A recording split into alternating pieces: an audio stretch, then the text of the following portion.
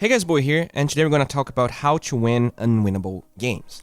This game is particularly interesting because Arteezy is fighting against a Magnus plus Wraith King, and they're already 11,000 gold behind. Dire starts pushing top, they get kills, but note that Arteezy doesn't flinch, he doesn't TP, even though it's ready and his allies are dying. I think one aspect I never highlighted enough in my TP scroll video from yesterday, you should watch it by the way, is the times when you don't want to TP, and that's clearly one of them.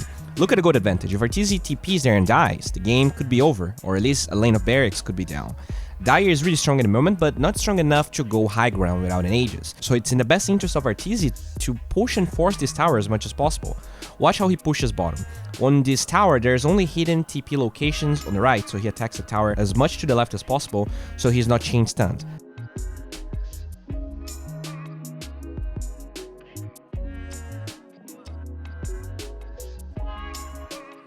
And here's the thing, only Lina TP'd bottom and his Sky decides to try and help Arteezy get that kill. This is perfect because Lina had double damage, so he chills, waits for it to end.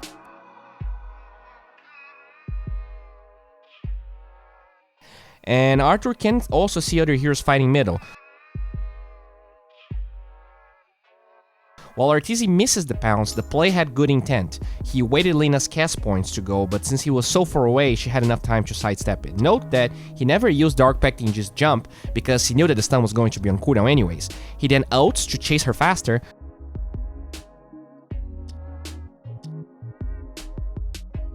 but Lina was really cold-blooded, gets the Scepter at the perfect time, and while they get a kill, Arteezy's relationship with Cliffs was a little rocky that day. Yeah, I did say that.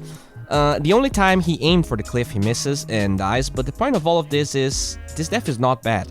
In fact, this is a great death. Arteezy forced the entire enemy team to be bottom when Radiant shouldn't be dictating what Dire is doing in the first place. They also took a tower bottom and forced the TP of two enemy supports and the Lina TP. When the Canadian boy responds, this is what he is greeted with. A lot of heroes mid, RP and reincarnation up. Arthur knows for sure that fighting them now is suicide, so he does go mid to defend a tier 2, obviously not. He walks top, he runs top. It might seem obvious that he's walking since there's no tier 2 top, but it's actually really important. For him to force people back and live, he needs to have a TP, and for people to come back, he has to give them a reason to. Lina comes back because he pushed the wave, and the next heroes show because he tried to get a kill. This is another move that doesn't seem to have done much, but it's huge.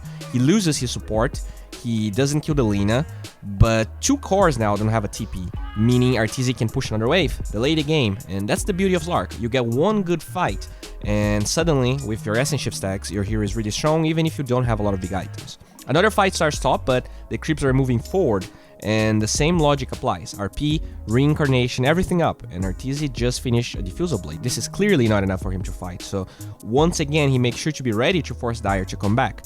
The moment he shows, instant TP, and the fight is not really happening at the moment, so he cannot hit the tower, but by being in the right place with the right mindset, he once again splits Dire up. He barely survives, and on top of all of that, Dire gets the Aegis. There's absolutely no move to be done in terms of fighting, so he pushes mid, cuts the wave top, but has to give the barracks up unfortunately. All of the moving around finally benefits Arthur. You see, the more you move supports and cores around, the higher the chance that someone will try and go for a rogue TP trying to hunt you, and eventually someone might be left behind, and that's what happens with the Wraith King here. This is a huge death. That death is not only great because of the gold, but because now they can force as many objectives as they want or can, because in the position Wraith King is, he doesn't want to buy back. In this case, he doesn't even have it, and they just go nuts.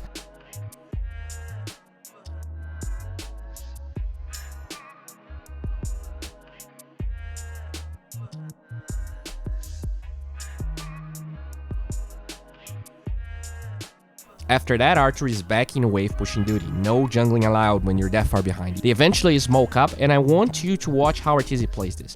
He gets vision of the entire team pretty much, so he knows where Mag is and whether he has to Dark Pact when he goes in, and the answer is no, especially if he's separated because Legion can press the attack him. Look when he presses the spell, Undying gets glimmered, Arteezy walks away a little bit, and that's just enough so he feels as if Lina is not going to stun. When he comes back, when he starts attacking, and Willow turns, he knows it's time to get the Q off. But because Legion was terribly positioned, they both get RP'd, which is not what should happen.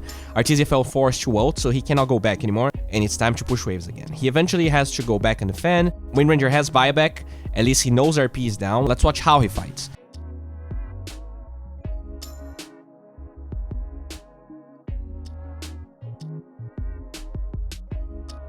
He goes for the Undying, but Brave King starts to get isolated. He makes sure to Dark Pact when he mans up on him since the stun is available, but is forced into the ult. After the kill, watch exactly how he goes for the Undying. He knows Willow and Meg are in the vicinity, so what he does is never using Pounce. When he loses vision of Willow, he quickly Dark Pacts in case something is thrown at him, and because he saved the Pounce, he can not only live, but be in the high ground, which gives him the missed chance to survive the last attack.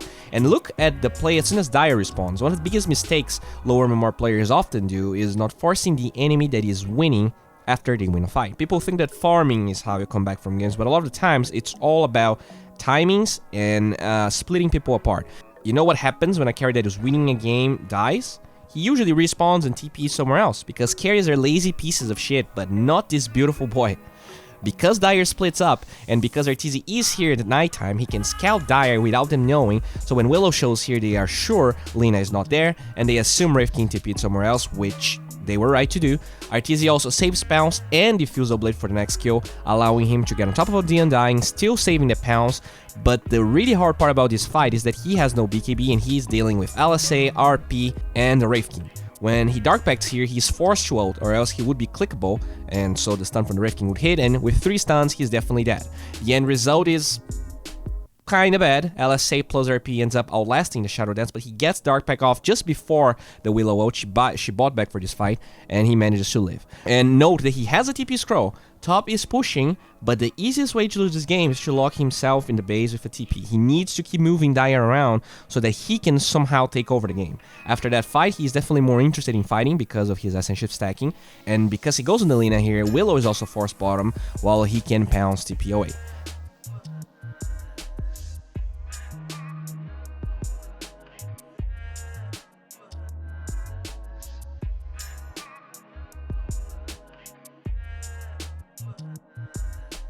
See how the Brave King cannot go high ground now, even though Radiant doesn't have 2 heroes alive and they are really ahead in gold? Arteezy is holding this game for 15 minutes by split pushing and dragging people around. While they are behind, Satanic is not ready, RP is on cooldown from that fight that we just watched, so that's one of the few moves that they have. But Legion really fucks this fight up. She panic duels the only hero she shouldn't have dueled. Because of this move, Arteezy now gets stuck into the Brambles because he used Dark Pact when he engaged on the Brave King, and the fight is a disaster.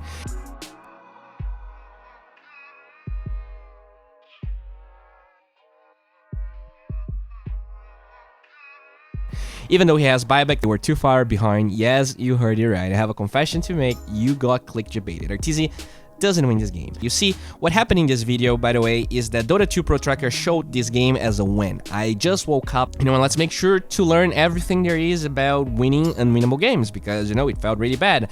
I was sleepy, I didn't saw that Dire actually won the game, and, 5-6 hours into writing the script, I realized that he actually lost the game. And, well, I don't have an editor. I need to pay my bills so I can keep posting stuff. So that's why this video is here. I was not trying to intentionally clickbait anyone. That being said, he played this almost as well as he could. I think almost no decisions he took were bad. And I know someone is already writing that comment saying that, I love Arteezy's ding dong. But this is a great game, this is a great lesson. The further behind you are, the harder anything will be to execute and work, and the easiest is to just look like a dum-dum. That being said, this is a lesson I never gave in this channel. Everyone loses, even Arteezy when he plays his heart out with very few mistakes. Guys, thank you very much for watching, commenting, and subscribing. If you're pissed about me clickbaiting you, please make sure to follow me on Twitter. Maybe check my Patreon rewards. There is a lot of cool stuff there. We are trying to get you 100 We are trying to get you 100 Patreon. We are trying to get you 100